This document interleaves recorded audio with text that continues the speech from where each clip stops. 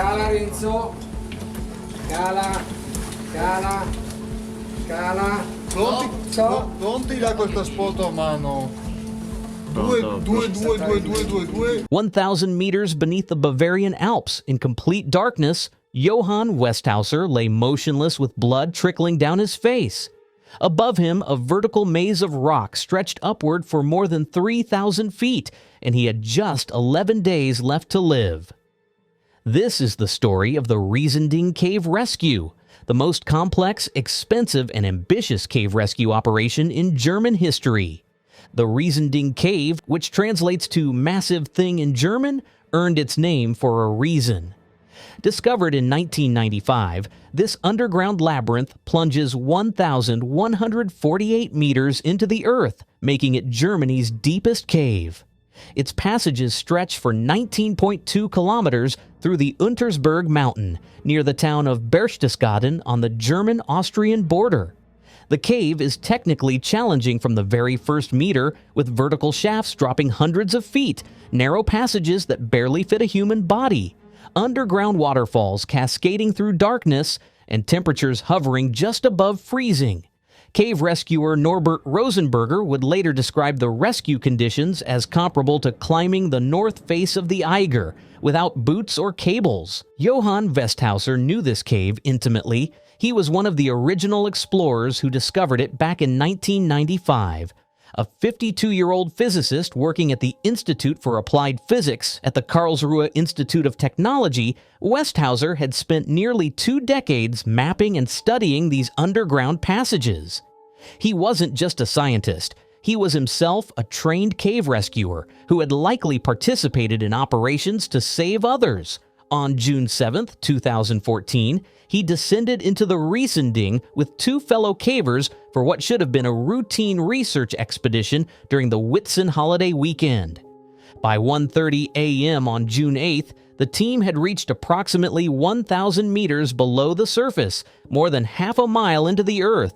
They were deep in the heart of the mountain, surrounded by absolute darkness, when disaster struck without warning. His 2 companions faced an impossible situation.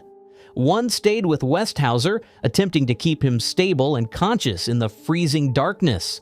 The other prepared for what would become one of the most grueling climbs of his life, a race against time to reach the surface and call for help. But here's what makes this story truly harrowing. In this cave, there was no cell phone reception, no radio contact, and no quick way out. The journey to the surface was a 6-kilometer nightmare through vertical shafts, narrow squeezes, and treacherous passages. For 10 agonizing hours, Westhauser's companion climbed upward through the darkness, knowing that every minute counted. His muscles burned, his hands bled from gripping rock and rope, but he couldn't stop. Behind him, deep in the earth, his friend lay injured and vulnerable. For 10 hours, he climbed alone through sections that would exhaust a fresh climber, driven by nothing but the desperate need to get help. Finally, after what must have felt like an eternity, he emerged into daylight around noon and immediately called emergency services. The clock was now officially ticking on one of the most challenging rescue operations ever attempted. Within hours of the emergency call, the Bavarian Mountain Rescue Service realized the magnitude of what they were facing. This wasn't just a difficult rescue, it was nearly impossible. The injured man was trapped at a depth equivalent to more than 3 Empire State Buildings, stacked on top of each other. Every piece of equipment, every rescuer, every supply would have to be hauled down by hand through passages so narrow that climbers' faces scraped against limestone walls.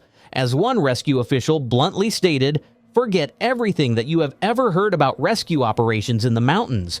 We can't get any equipment in at all to reach the injured man." That same evening, 3 teams of cave rescuers, 11 specialists in total, entered the cave and began their descent toward Westhauser. But getting rescuers down was just the beginning. To coordinate this operation, engineers installed a specialized cave-link communication system that could transmit text messages through solid rock between the cave entrance and the accident site over 1 kilometer of stone. This technological lifeline became crucial for coordinating the massive operation that was rapidly taking shape above ground. The call went out across Europe. This rescue would require the best cave rescue specialists from multiple countries. Within 24 hours, expert teams from Austria, Italy, Switzerland, and Croatia were mobilizing alongside German rescuers. Helicopters from state and federal police began ferrying personnel and equipment to the remote mountain location. Over the coming days, more than 30 tons of supplies would be airlifted to the cave entrance. Sleeping bags, medical equipment, food, ropes, bolts, communication devices, and specialized rescue gear. 3 days after the accident, on the evening of June 11th, a pivotal moment arrived. Dr. Martin Goxu, an Austrian physician and experienced cave rescuer, finally reached Westhauser after an exhausting descent. He was accompanied by Italian rescue specialists who had made the treacherous journey alongside him. Another physician arrived later that night with additional teams. After examining Westhauser in the dim glow of headlamps, the doctors delivered cautiously optimistic news. He had suffered a traumatic brain injury, skull fractures, eye socket fractures, and internal bleeding, but his condition was stable enough for transport. Given the circumstances, nearly 4 days with a brain injury and freezing temperatures with no proper medical care, this was nothing short of miraculous. However, stabilizing the patient was only half the battle. The real challenge now began. How do you safely transport a critically injured man with a brain injury up 1,000 meters through one of Europe's most dangerous cave systems? 90% of all cave rescue equipment owned by Bavaria's Mountain Rescue Service was deployed into the Riesending. Rescuers installed additional fixed ropes, steel bolts, and footrests throughout the cave passages to secure the route. At peak times, up to 60 people were inside the cave simultaneously, working in carefully coordinated relay teams of 15 rescuers at a time. The logistics were staggering, coordinating shifts, managing supplies, ensuring communication, all while operating in an environment that could kill even experienced cavers. Westhauser was secured in a specially adapted fiberglass stretcher wrapped in foam padding and a red sleeping bag to protect him from hypothermia and the brutal impacts of being dragged through rock passages. The stretcher was designed to be as shock absorbent as possible, but nothing could fully cushion the journey ahead. A special brace immobilized his head and neck to prevent any movement that could worsen his brain injury.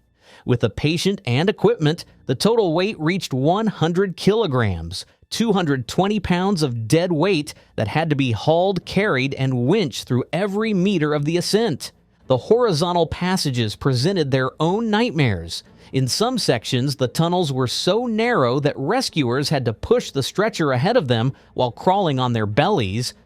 Westhauser's face was sometimes just millimeters from the rock walls, his white helmet visor pulled down to protect him as he was squeezed through crevices barely wider than a human body. In other areas, they had to navigate underground waterfalls, with ice-cold water cascading over the rescue team and their injured charge, threatening hypothermia with every passing moment. But the vertical sections were where the operation truly tested human limits. In the shafts that plunged hundreds of feet, traditional equipment couldn't be used. A motorized winch would create dangerous exhaust fumes in the confined space and could malfunction, putting Westhauser at risk. So the rescuers developed an extraordinary solution. They used their own bodies as counterweights. Picture this: rescue workers suspended on ropes in vertical shafts, using their body weight and manual pulley systems to inch the 100-kilogram stretcher upward. Every meter was earned through pure muscle and determination. As one rescue coordinator put it, "We'll put some muscle into it." They hauled Westhauser up caverns that were 300 meters high, working in shifts because the physical toll was so extreme that even the fittest team members were brought to tears at various points during the operation. By June 18th, after 274 hours underground, they reached Bivouac 4's approximately 400 meters from the entrance. The end was finally in sight, but the hardest part still lay ahead. The final obstacle was a nearly vertical shaft measuring 180 meters. That's about 600 feet straight up. This was the last major barrier between Westhauser and daylight, between life and potential death. Due to the shaft's configuration and the risks involved, rescuers decided against taking a rest break.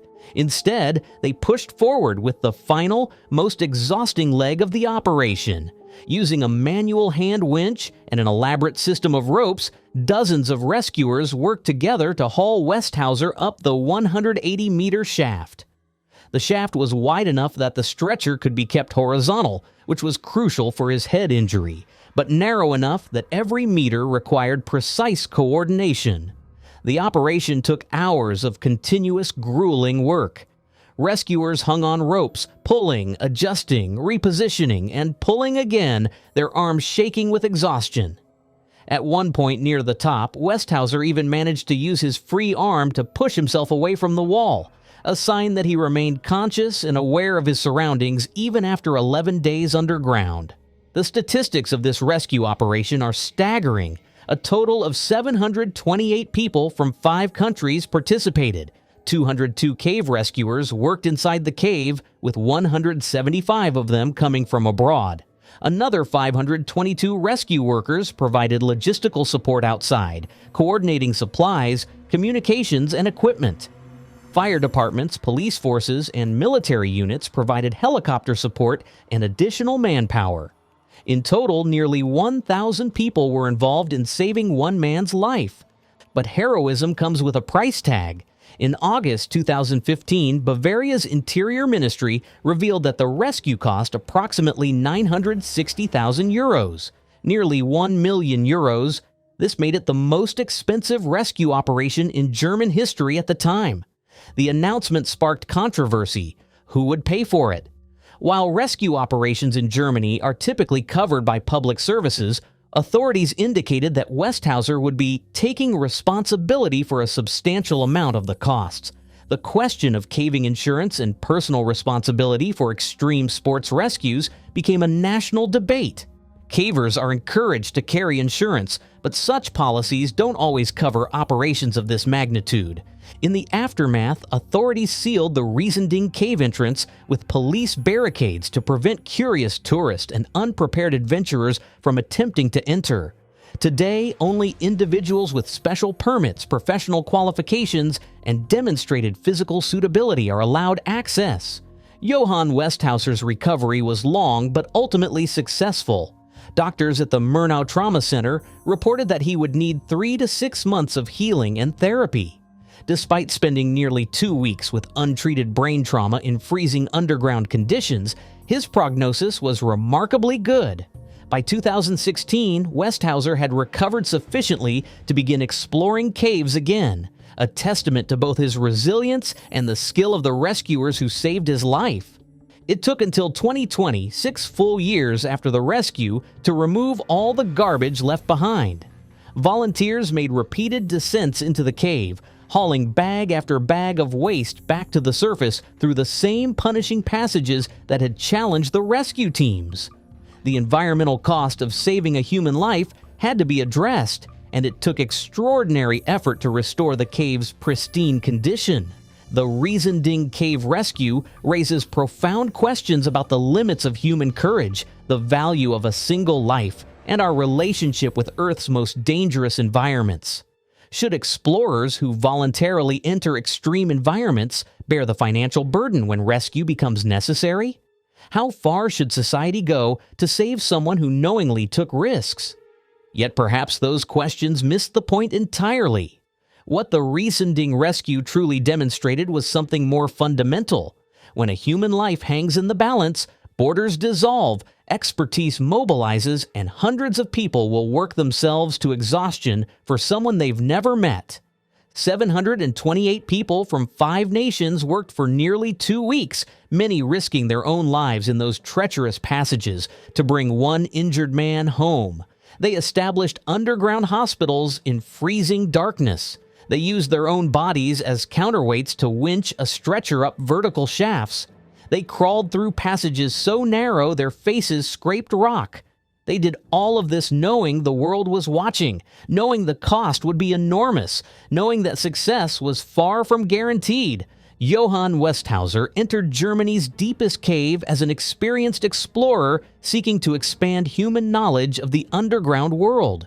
He emerged 11 days later as the survivor of one of the most remarkable rescue operations ever attempted, a living testament to human determination, international cooperation, and the unshakable belief that every life is worth saving, no matter the depth of darkness from which it must be pulled.